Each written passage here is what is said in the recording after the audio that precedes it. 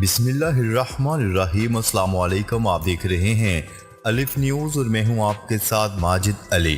شامل کرتے ہیں آج کی ون لائن ہیڈ لائنز۔ ایرانی پاسداران انقلاب نے جاسوسی کے الزام میں کئی غیر ملکی سفارتکاروں کو گرفتار کر لیا۔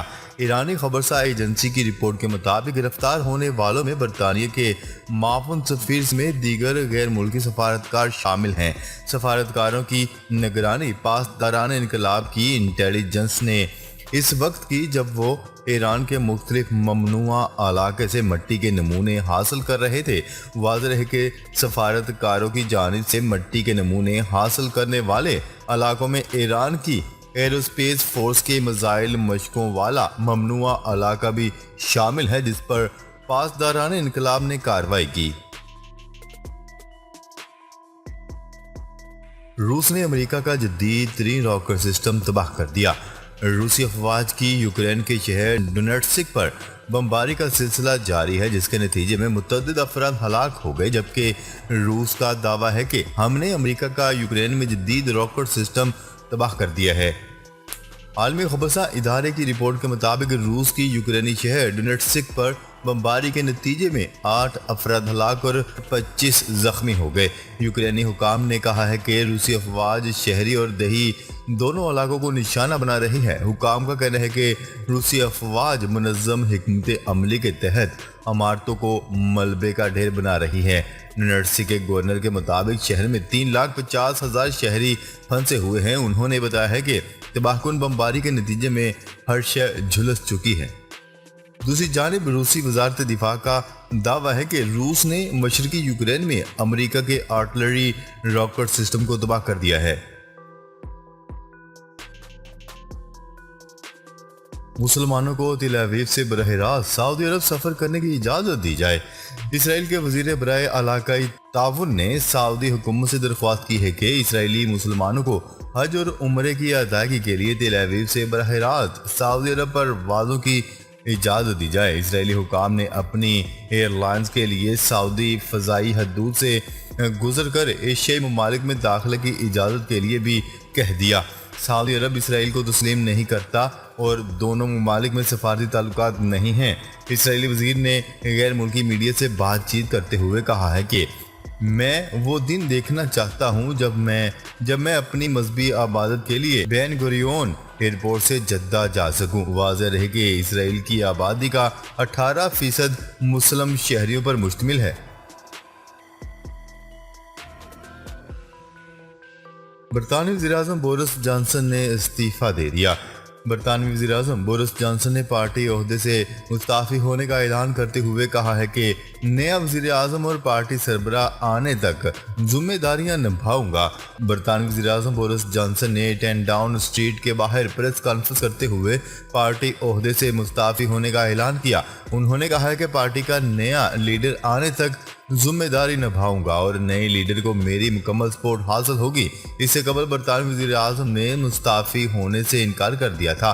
ان کا کہنا تھا کہ معاشی دباؤ اور یوکرین جنگ کے باعث پیدا ہونے والی صورتحال کے درمیان ان کا عہدہ چھوڑنے کا کوئی ارادہ نہیں ہے اور وہ ملک کی بہتری اور مفاد کے لیے کام کرتے رہیں گے۔ بورس جانسن پسند نہیں، برطانیہ میں حکومتی بحران پر روس نے تبصرہ کر دیا۔ برطانیہ میں بورس جانسن کابینہ کے وزراء کے استعفوں کے بعد پیدا ہونے والے حکومتی بحران پر تبصرہ کرتے ہوئے روسی ترجمان نے کہا ہے کہ بورس جانسن ہمیں پسند نہیں ہے۔ کریملن کے ترجمان دمتری پیسکوف نے برطانیہ کے سیاسی بحران پر تبصرہ کرتے ہوئے کہا ہے کہ بورس جانسن ہمیں پسند نہیں کرتے اور ہم بھی انہیں پسند نہیں کرتے۔ انہوں نے کہا کہ برطانیہ میں حکومتی بحران ہمارے کام کی ترجیح نہیں ہو سکتا۔ ان کا مزید کہنا تھا کہ ہماری امید ہوگی کہ برطانیہ میں زیادہ پیشہ ور افراد اقتدار میں آئیں جو بات چیت کے ذریعے فیصلے کر سکیں، لیکن ہمیں اس بات کی فی الحال کوئی امید نہیں ہے۔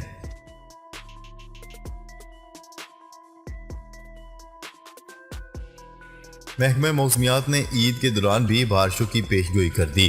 محکمہ موسمیات نے عید کے دنوں میں مونسون بارشوں کی پیشگوئی کرتے ہوئے خبردار کر دیا ہے کہ 9 سے 12 جولائی تک ملک کے مختلف حصوں میں بارشیں متوقع ہیں۔ محکمہ موسمیات نے آئندہ 2 روز میں سندھ اور بلوچستان کے مختلف علاقوں میں آندھی اور گرج چمک کے ساتھ بارشوں کا امکان بھی ظاہر کر دیا۔ محکمہ موسمیات کے مطابق ملک کے بیشتر علاقوں میں مونسون ہوائیں آئندہ 24 گھنٹوں میں داخل ہوں گی، جبکہ اس دوران ہواؤں کی شدت میں کمی کا بھی امکان ہے۔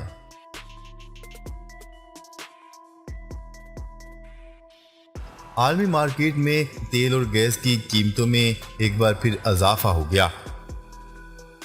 عالمی منڈی میں خام تیل کی قیمت میں آج 5% اضافہ ہوا۔ برطانوی خام تیل $105 فی بیرل کی سطح پر آ گیا، جبکہ امریکی خام تیل $103 کی سطح پر فروخت ہو رہا ہے۔ عالمی منڈی میں گیس کی قیمت میں بھی 11% اضافہ ہوا اور عالمی گیس کی قیمت $6 فی MMBTU سطح عبور کر گئی۔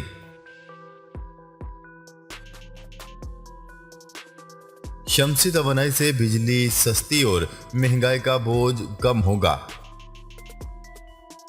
قومی سولر انرجی پالیسی کا اعلان 1 اگست کو کیا جائے گا۔ پالیسی کا انفاذ مشترکہ مفادات کونسل کی منظوری سے مشروط ہوگا۔ وزیر اعظم ہاؤس اور وزیر اعظم آفس کو ہنگامی بنیادوں پر 1 مہینے کے اندر شمسی توانائی پر منتقل کر دیا جائے گا۔ وزیر اعظم کی صدارت انرجی ٹاسک فورس کا اجلاس ہوا۔ شہباز شریف کا کہنا ہے کہ عوام کو سستی اور ماحول دوست بجلی کی فراہمی حکومت کی اولین ترجیح ہے۔ حکومت کی کوشش ہے کہ ملک کو توانائی کے شعبوں میں خود کفیل بنائیں۔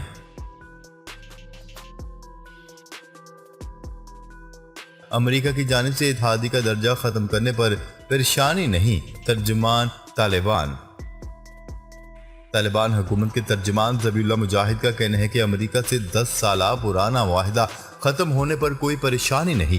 طالبان کے ترجمان ذبیح اللہ مجاہد نے بیان میں کہا ہے کہ افغان عوام نے گزشتہ 20 سالوں کے دوران بہت مشکلات اٹھائی ہیں۔ امریکہ کے نام اور غیر نیٹو اتحادی بننے سے افغان عوام کو کوئی فائدہ نہیں پہنچا۔ ذبیح اللہ مجاہد نے مزید کہا ہے کہ طالبان حکومت کو امریکہ کی جانب سے معاہدہ ختم کرنے پر کوئی پریشانی نہیں ہے۔ پاک فوج نے کم عمر ترین کوپیما شہروز کاشف اور ساتھی کوپیما کو ریسکیو کر لیا۔ پاک فوج نے نانگا پربت چوٹی سر کرنے کے بعد لاپتہ ہونے والے دنیا کے کم عمر ترین کوپیما شہروز کاشف اور ساتھی کو ریسکیو کر کے محفوظ مقام پر منتقل کر دیا۔ پاک فوج کے شعبہ تعلقات عامہ ISPR کے مطابق شہروز کاشف اور فضل علی کو نانگا پربت سے بحفاظت گلگت پہنچا دیا گیا ہے۔ پاکستان آرمی کے ہیلی کاپٹرز نے پھنسے ہوئے کوپیماؤں کو نانگا پربت بیس کیمپ سے جگلوٹ پہنچا دیا۔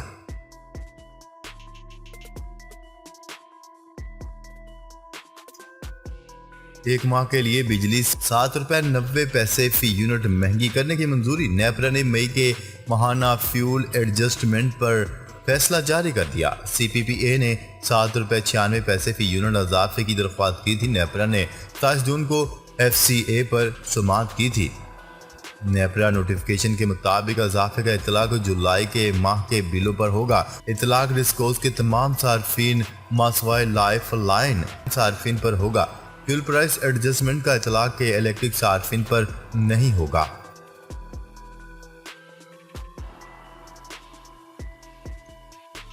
اسٹیٹ بینک نے شرح سود 15% مقرر کر دی۔ قائم مقام گورنر اسٹیٹ بینک نے نئی مانیٹری پالیسی کا اعلان کرتے ہوئے کہا ہے کہ 1.25% اضافے سے شرح سود 15% مقرر کی گئی ہے۔